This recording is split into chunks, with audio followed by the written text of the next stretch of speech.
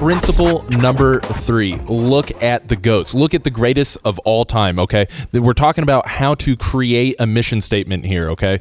You need a mission statement, and one of the key principles is looking at these GOATs, okay? So tell me about the GOATs. Tell me about this.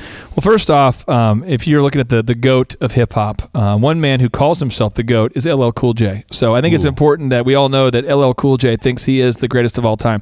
He even wrote a song about it, the GOAT. He's the GOAT. He's the greatest of all time. He's the what? He's the GOAT. He's the greatest of all time. And he basically says that for about 7 minutes in a row. But anyway, the GOATs are the greatest of all time. You want to look at somebody who's not struggling in an area to compare yourself with. You want to look at somebody who's the best. You want to look at the key to entrepreneurship and business success is you always want to find somebody who's doing better than you are at any given area and ask yourself, how are they doing it? And then begin to implement their strategies and systems in your own life and business. That's how you do it. So you want to think about the GOATs. Look at the companies that are doing it well. And as it relates to mission statements, I'm going to just fire off a couple more. Spanx, though, is huge. We talked about that. Southwest Airlines is huge. Okay, UPS, huge. I mean, these guys have unbelievably powerful mission statements. Whole Foods. Whole Foods. Let me tell you about Whole Foods. Whole Foods stands for whole check in my house because we spend our whole check at Whole Foods. But what we do at Whole Foods is we go in there and we are committed to going into Whole Foods. It's organic, or at least we believe it.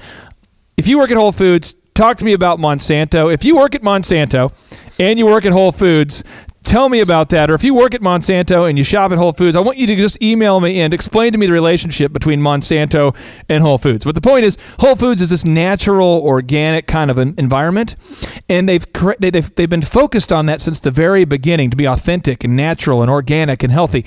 And so people like my wife, they just flock to it. And we used to drive, Marshall, like 12 miles into the belly of the beast. With the belly of the beast is like high traffic congestion is what I refer to the belly of the beast. We had to travel into the belly of the beast in a Suburban that's getting 14 miles a gallon with 5 kids to go get some organic avocados. I remember specifically, I'm like, babe, we could just go get an avocado down the road.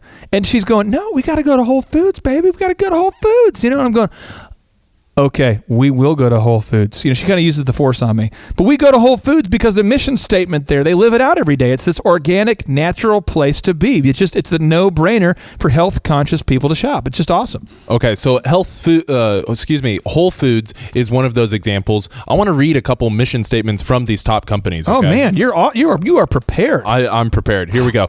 So Starbucks mission statement. This is the CEO, Howard Schultz, saying this, okay?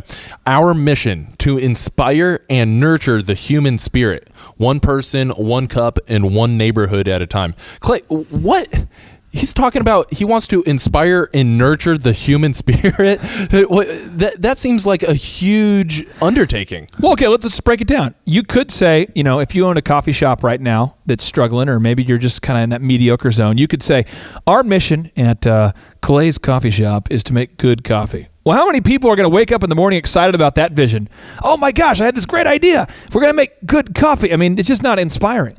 But what Howard Schultz found out is that if he could create the third place, he calls it the third place. It's not home. It's not work. It's kind of a place where there's a little bit of a romance there. There's a little bit of a nuance. There's a little bit of the accoutrements. There's decor. There's people called baristas. They're not called coffee makers. They're baristas.